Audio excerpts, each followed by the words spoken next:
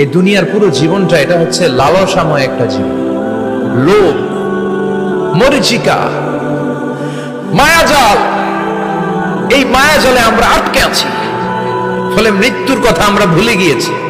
পাগলের মতো ছুটছি, আরো টাকা লাগবে, আরো খ্যাতি লাগবে, আরো যশ লাগবে, আরো দাপট লাগবে। আমার এত টাকা দিয়ে কি হবে? এত সম্পদ দিয়ে কি হবে? এত ব্যস্ততা দিয়ে কি হবে? তোমার স্টপ, থামুন, অনেক হয়েছে। আন্না, থামুন, take a rest, take a breath and think about death. Think that you have to go back to your Lord. একটু বসেন না, একটু ভাবেন যে আমাকে চলে যেতে হবে, চলে যেতে হবে। এই কোলাহল, এই ব্যস্ততা, এগুলো থাকবে, থাকবো না আমি। সাইয়েদনা ওমর ফারুক বলেছেন, মুতু ক্বাবলা আন তামুতু, মরার আগে একবার মরো। হাসিবু ক্বাবলা আন তুহাসাবু আলাইকুম, তোমার হিসাব নেওয়ার আগে তুমি একবার নিজের হিসাবটা করো না। কাগজ বের করে একটু লিখো না কি কি ভালো কাজ করছিলা, যেগুলো দিয়ে নাজাতের ওসিলা হতে পারে। 1 2 3, আর কি কি আকাম কুকাম করছো দেখো না, লিখে দেখো তোমার অবস্থাটা কি। মরার আগে একবার মরো। মরার আগে খাটের মধ্যে শুয়ে শটান করে চোখ বন্ধ করে একবার মরার ভান করে দেখেন কেমন লাগে। চোখটা বন্ধ করেন আর ভাবেন আপনি নাই, কি কি হতে পারে ভাবেন। আপনার ছেলে মেয়েরা কান্না জুড়ে দিবে, আপনার প্রাণের স্ত্রী বিলাপ শুরু করে দিবে, বন্ধু বান্ধবের চিৎকার আর মাতম, স্থানীয় এলাকার মসজিদে ঘোষণা, অমুক এলাকার নিবাসী অমুক ভাই অমুকের ছেলে অমুক দুনিয়ায় নাই। সব আত্মীয়রা চলে আসবে, ফেসবুকে স্ট্যাটাস দেয়া হবে, সবাই সবাইকে জানাবে বিকাল 4টায় অমুক হাই স্কুল ময়দানে আপনার জানাজা। ছুটে আসবে, সবাই ছুটে আসবে আপনাকে শেষ বিদায় দিতে, গুড বাই জানানোর জন্য, আল ওয়াদা, বিদায় জানাতে আসবে সবাই। 4 তাকবীর দিয়ে আপনার জানাজা হবে, অশ্রুসিক্ত জানাজায় আপনার বিদায় হবে।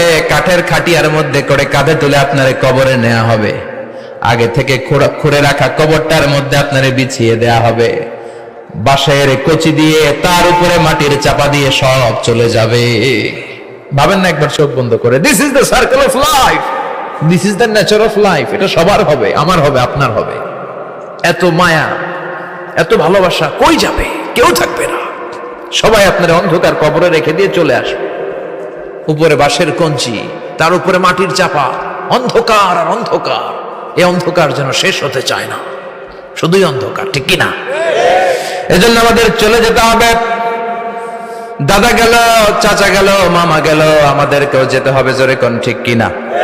একদিন মাটির ভেতরে হবে ঘরে মন আমার, কেন বান্ধ দালান ঘর, প্রাণ পাখি উড়ে যাবে পিঞ্জর ছেড়ে।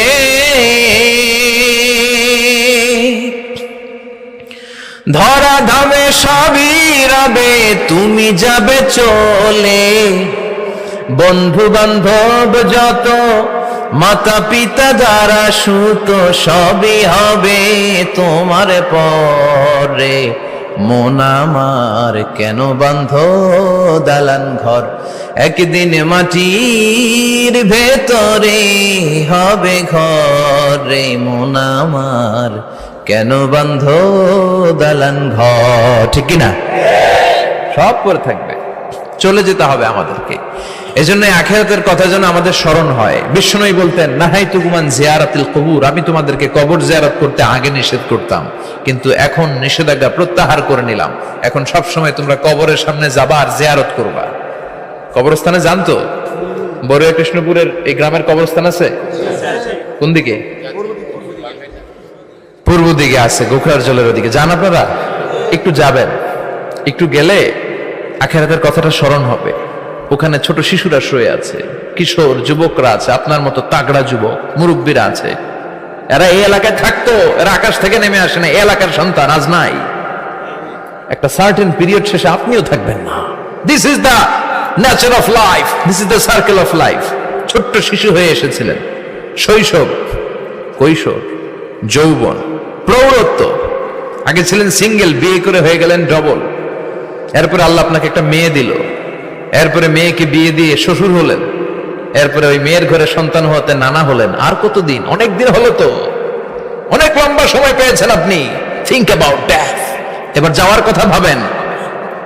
আখিরাতের সামানের কথা ভাবেন, ফিরে যেতে হবে। কি শক্তিশালী যুবক, বার্ধক্য চলে আসলে লাঠি ছাড়া চলতে পারে না। কুচকুচে কালো দাড়ি সাদা হয়ে যায়, দাড়ির শুভ্রতা, বয়সের ভার, রং ধরা যৌবন জং ধরে শেষ, ঠিক কিনা? This is the circle of life. যুবক ভাইয়ের এটাই জীবন, চলে যেতে হবে, কেউ থাকতে পারবে না, ঠিক কিনা? এটা রিমাইন্ডার আল্লাহ এই সূরার ভেতরে দিয়েছেন যে তোমাদেরকে ফিরে যেতে হবে, এই লোভ লালসা ছেড়ে দাও। রব্বুল আলামিন বলেন, আলহাকুমুত তাকাসুর হাত্তা যুরতুমুল মাকাবির। ও গোলাম, দুনিয়ার সম্পদ, লোভ লালসা তোদেরকে পাগল বানিয়ে দিয়েছে। এই লোভ পাগলামি কোনোদিন তোদের থামবে না যতদিন না তোরা কবরে ঢুকবি, ঠিক কিনা? কার কথা? আল্লাহ বললেন, দুনিয়ার সম্পদ আর লোভ আর মোহে তোমরা গাফেল হয়ে গিয়েছো। আখিরাতের কথা বেমালুম তোমরা ভুলে গিয়েছো, কিন্তু আখিরাতে তোমাদের যেতেই হবে, কবরের বাড়িতে তোমাদের ঢুকতেই হবে, ঠিক কিনা? যেতেই হবে, আমরা ভুলে যাই। আলহাকুমুত তাকাসুর, অতিরিক্ত পাওয়ার লোভ, বেশি বেশি খাওয়ার লোভ, বেশি বেশি জমানোর লোভ মানুষকে গাফেল বানিয়ে দিয়েছে। এটা মানুষের স্বভাব, আরো চাই আরো চাই, এই স্বভাবটা আছে না নাই? দেখবেন ছোট বাচ্চারা মসজিদের দোয়া অনুষ্ঠান শেষে জিলাপি দেয় না? বড়ুয়া কৃষ্ণপুর কি দেয়? আগে বাতাসা দিত না, এখন কি দেয়? জিলাপি দেয়, মিষ্টি দেয়। তো মসজিদের 2-3 গেট থেকে যদি দেয়, ছোট বাচ্চারা দেখবেন এদিক দিয়ে কয়েকটা নিয়ে আবার ওই গেটে লাইন ধরে। ওর হাত হলো ছোট হাত, ওর হাত ভর্তি জিলাপি, আর নেওয়ার জায়গা নেই, এরপর আরেক জায়গায় লাইন ধরছে, আরো লাগবে আরো লাগবে, এই আরো আরো আরো চাই, এই স্বভাবটাই মানুষকে কুড়ে কুড়ে শেষ করে দিয়েছে। এত লাগবে কেন তোমার? চাহিদার কোনো শেষ নাই, unlimited demand of human being. যার আছে বেশি তার চাই বেশি, যার সাইকেল আছে তার হুন্ডা চাই, হুন্ডা আছে তো প্রাইভেট কার চাই, প্রাইভেট কার আছে তো প্লেন চাই, প্লেন আছে তো হেলিকপ্টার চাই, হেলিকপ্টার আছে তো ওইটা চাই, ওইটা আছে তো সেটা চাই, ঠিক কিনা?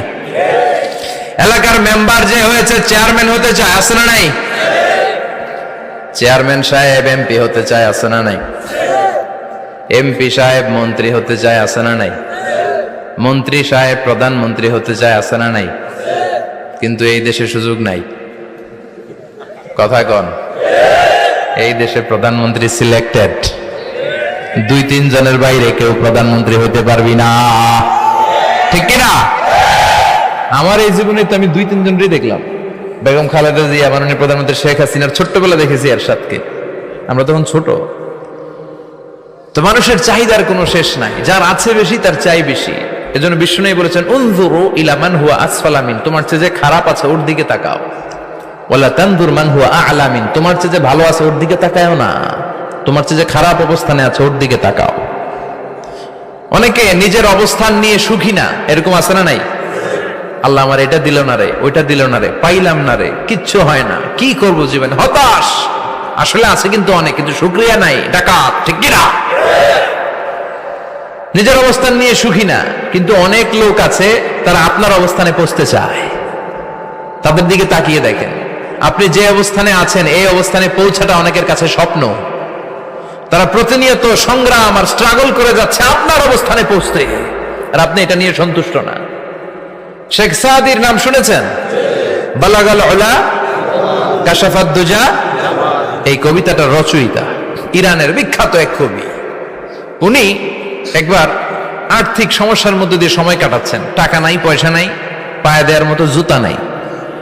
উনি খুব দুঃখ পেলেন, হায় রে, আমি ইরানের এত বড় কবি, আমার পায়ে দেওয়ার মতো জুতা নাই। দুঃখ ভরা মন নিয়ে রাস্তায় হাঁটতে বেরোলেন। হাঁটতে হাঁটতে হঠাৎ দেখলেন একটা লোক শুয়ে শুয়ে কাঁদছে, ওই লোকটার 2টা পাই নাই, পাই নাই। উনি সেজদায় পড়ে গেলেন, আল্লাহর কাছে ক্ষমা চাইলেন, আল্লাহ অনেক দিয়েছো, শুকর আলহামদুলিল্লাহ। এজন্য যেই পরিস্থিতিতেই থাকি না কেন আমরা কি পড়বো? জোরে বলেন, কি পড়বো? এজন্য কানাতু মিনাল ইসলাম, অল্পে তুষ্ট থাকার নাম হলো ইসলাম। সম্পদ লাগবে কিন্তু সম্পদের পাহাড় লাগবে না, ঠিক কিনা? অল্প খান, অল্প পড়েন, অল্প জমান, অল্পের ভেতরে বরকত ঢুকায়া দিছে কে? দেখবেন যাদের সম্পদ অল্প তারা সুখী বেশি। জরিপে এটা দেখা গিয়েছে, অনেক সার্ভেতে এটা এসেছে, যারা সম্পদশালী এরা দুঃখী বেশি। এদের দুঃখ বেশি, টেনশন বেশি, খুব স্বাভাবিক। টাকা যার বেশি, রোগ তার বেশি। টাকা যার বেশি, টেনশন তার বেশি। টাকা যার বেশি, ঘরে শান্তি তার কম। আছে না নাই? ঘরের ভেতরে অশান্তি, ছেলে কথা শোনে না, ছেলে টানে গাঞ্জা, মেয়ে করে পরকিয়া। আছে না নাই? স্ত্রী কথা শোনে না, ভালোবাসা নাই, ঘরটা জাহান্নামের টুকরা। রোগ বালাই, এক একটা হসপিটাল বিল পরিশোধ করতে মাসে 5 লাখ 10 লাখ। আছে না নাই? কিছু খেতে পারে না, ডাক্তার একেবারে ডায়েট মেনু বেঁধে দিয়েছে। Diet, very diet menu. এটা এটা এটা এটা কিছুই খাবেন না, শুধু গরু খাবেন না, খাসি খাবেন না, চিংড়ি খাবেন না, খালি ঘাস খাবেন। ইচ্ছে মতো ঘাস খাবেন, মানে ঘাস জাতীয় যত আইটেম আছে সব খাবেন। শাক খাবেন, সবজি খাবেন, সালাদ খাবেন। গরু, চিংড়ি, মুরগি, গোশত, ইলিশ কিছু খেতে পারে না। তাহলে রোগ বেশি, খাওয়ার মজা নাই, ঘরে সাংসারিক শান্তি নাই, খালি ব্যারাম আর ব্যারাম। ঠিক কিনা? কিন্তু সম্পদের পাহাড় ঘটেছে। আর অল্প যারা খায়, অল্প পড়ে, রিক্সাওয়ালা, কুলিওয়ালা, অল্প বেতনের চাকরি, কিন্তু হক হালালি মেনে চলে, দেখবেন শান্তি আছে অনেক। হ্যাঁ, বাসা ভাড়া দেয়, ফ্যামিলি চালায়, বাচ্চাদের স্কুল বিল, এরপরও মাস শেষে 1-2 হাজার টাকা হাতে থেকে যায়। আর ওর প্রতি মাসে 10 কোটি টাকা ইনকাম, তারপরও ব্যাংকের ঋণ আছে না নাই? সুখ কারে বলে? কিভাবে আপনি সুখকে ডিফাইন করবেন? সুখ তো টাকায় কিনা যায় না। শান্তি টাকা দিয়ে হয় না, শান্তি দেওয়ার মালিক কে? আল্লাহ। শান্তি আছে অল্প খেয়ে শুকর করার মধ্যে, শান্তি আছে আলহামদুলিল্লাহর মধ্যে। চিল্লায় বলেন ঠিক কিনা? এজন্য অল্প খাবো, অল্প পড়বো, অল্প জামাবো, অল্পের ভেতরে বরকত দিয়েছে কে? দেখেন, ধনী ভাইরা খেতে পারে না, কিন্তু রিক্সাওয়ালার কি সমস্যা হয়? রিক্সাওয়ালারা সব খেতে পারে। কুলিওয়ালা, দিন মজুর, এরা একেবারে স্লিম, সুঠাম দেহি, মেদহীন পেট, পেটে কোনো মেদ নাই, ভুড়ি নাই। আর কোটিপতিদের মেদ আছে না নাই? এত বড় বড় পেট। ঠিক কিনা? আমাদেরও পেট আছে, তবে হালাল পেট। এটা হারাম টাকা দিয়ে এই ভুড়ি বানাই নাই আমরা। ছেলে বলেন ঠিক কিনা? রিক্সাওয়ালা, কুলিওয়ালা নিজেও নামাজ পড়ে, বউ নামাজ পড়ে, বাচ্চাটাও নামাজ পড়ে, রিক্সা চালায় আর জিকির করে লা ইলাহা ইল্লাল্লাহ।